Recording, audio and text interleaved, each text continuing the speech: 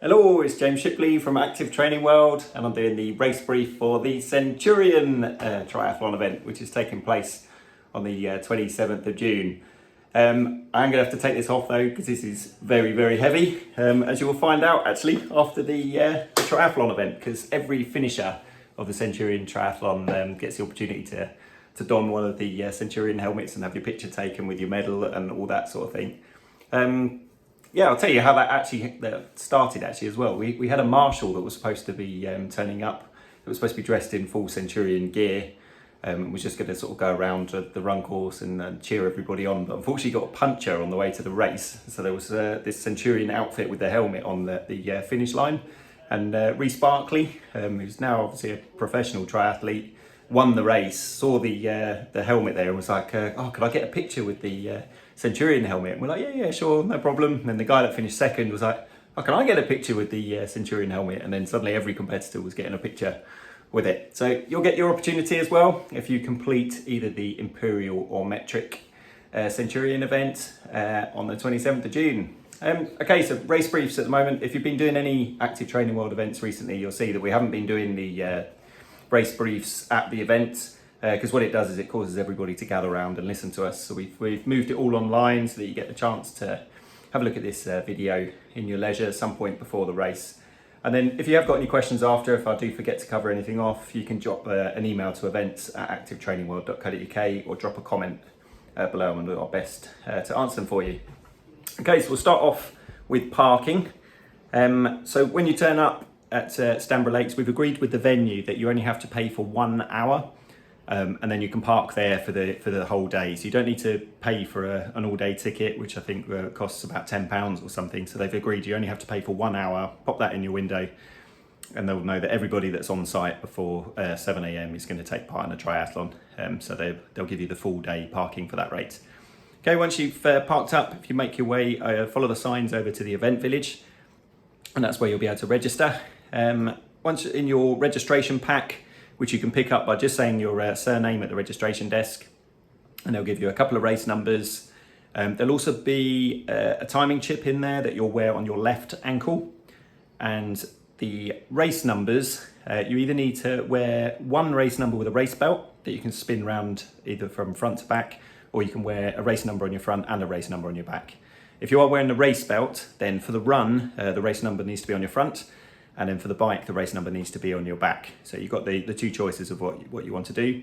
There'll also be 2 bags, okay? So for this race, you're gonna have a dry bag and a wet bag. The wet bag is where you're gonna put your wetsuit in and your goggles, your swim hat, and then your dry bag is gonna be everything you need for your run leg. Okay, so get all of your stuff. You can head over into transition. You'll need to there'll be 2 stickers in your reg packs. So before you go into transition, you need to put one on your helmet and one on your bike. And that's just so that we can identify who's got what bike. And when we check you out of transition, we'll be able to make sure that your race number matches your bike and your helmet as well. Okay, so get yourself all racked up into numbered racking. And then at the back of the transition area, there'll be a long row of racks, and that's where you'll be able to put your bag for the run leg. Okay, so what the idea is, you finish your swim, there's a wetsuit off area, you run up to this long row of racks, you'll put your bag on the hook with your wetsuit, and then you can pick up your bag for the dry stuff and take it over to your bike, where your bike is positioned, and then you'll be able to get all of your kit ready for the run leg. If you would rather just leave everything by your bike, you can do that. It's just there will be this racking area as well available for you. Okay. So about 10 minutes before the race, we'll bring everybody over to the swim start. The swim start's going to be a time trial format. Okay, so you'll be going off one at a time into the swim. At 7 o'clock, we're going to set off all the metric and imperial athletes based on their estimated swim time of the 2K. And then at 8:15, we're going to get the sprint distance triathletes off. So most people should be out of the water by this point, and then the sprint distance will be able to go off, and they're going to be completing 750 meters. For the swim leg, if you do get into any trouble whatsoever, we need you to lie on your back with one arm in the air, and that will signify one of the kayakers to come over and make sure they can help you out. For that reason, we don't allow backstroke in the swim. Okay, so front crawl or breaststroke only. It's going to be a 2-lap swim course for the Imperial and Metric. It's just pretty much a straightforward rectangle. It's very, very easy to navigate, but we'll also have some swim maps up that you can have a look at to see what the course is.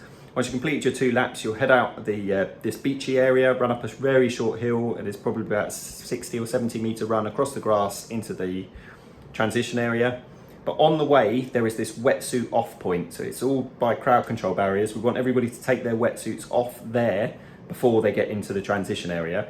And that's just so that we don't have a couple of hundred people all trying to scramble to take their wetsuits off in the racking area. Okay, so there's a wetsuit off area. Then you go into the transition area. You pick up your bag, your wet bag, you pop your wetsuit, your goggles and your hat in that wet bag. And if you have decided to leave your dry bag there, you can then pick that up and take it to your bike. Or alternatively, you can just leave all that stuff by your bike and just run straight to where your bike is racked. One of the golden rules of the triathlon in the transition area is that you're not allowed to touch your bike until your helmet is on and secured. So make sure you do that first. Then you'll grab your bike, head out of the transition area. You're not allowed to get on your bike until after the mount line, which will be identified with some tape across the floor, and there's a big flag that says mount here. You can then cycle to the end of the service road, or the slip road, whatever you want to call it, that's next to Stamber Road. And at the end of, just before you join Stamber Road, there's a foot down point. So this is very, very important. Stamber Road can be busy. So before you join that point, you need to bring your bike to a complete stop and put 1 foot on the floor. Okay, so it's called a foot down point, and there'll be a marshal there screaming at you to make sure you do it.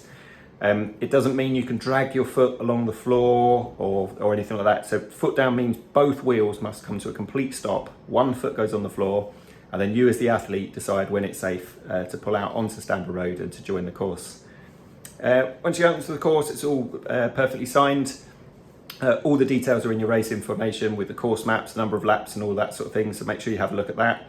I don't want to go into too much detail in it because you've got the sprint distance race, the metric and the imperial race. They're all different combinations of laps. So the best bet is to have a look in your race info. Make sure you know what course you're doing and the number of laps that you're doing. If you do see anybody into any difficulty on the race, if you could let the next marshal know, and then they can radio us back at HQ, that'd be fantastic. For the metric and the imperial athletes, there will be a feed station out on the course. We can't be, so in normal years we'd be handling you new bottles to take. We can't do that this year because of COVID restrictions. So water will be available at all these stations, and high five energy tablets, but it'll be self-serve. So you will need to stop to refill your bottles to take on more nutrition and get going again. So it'll be well stocked there, and there'll be some food and some drinks that you'll be able to take on, but it will be self-serve, and our marshals will just be replenishing the tables. So you'll be able to have that on each lap of the bike leg. Once you finished your bike course, you'll head back to the transition area, and then the opposite rule applies with your helmet this time. You need to make sure your bike is racked and secure before you take off your helmet.